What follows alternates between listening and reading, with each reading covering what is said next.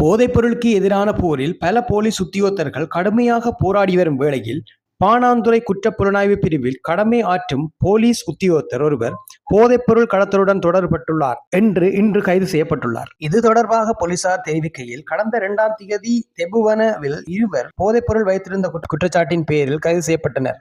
அவர்களிடம் மேற்கொண்ட விசாரணையிலும் அவர்களுடைய தொலைபேசி உரையாடல்களை ஒட்டு கேட்ட போதும் கைது செய்யப்பட்ட போலீசாருக்கு போதைப்பொருள் கும்பலுடன் தொடர்பிருப்பது கண்டுபிடிக்கப்பட்டுள்ளது. கைது செய்யப்பட்டவர் தற்சமயம் மீரிகன போலீஸ் பிரிவில் பயிற்சி பெற்று வருகின்றார் என்றும், இந்த தகவல் கிடைத்தவுடன் அவர் கைது செய்யப்பட்டார் என்றும் போலீசார் கூறினர்.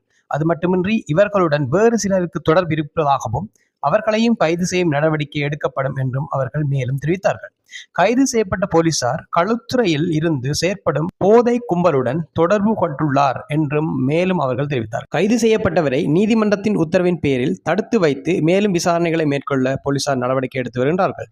இது தொடர்பாக போலீசார் மேலதிக விசாரணைகளையும் மேற்கொள்கின்றார்கள். செய்திகளை ஒரு நிமிடத்தில் நீங்கள் தெரிந்து கொள்ள வேண்டுமெனில் இந்த சேனலை சப்ஸ்கிரைப் பண்ணுங்கள்.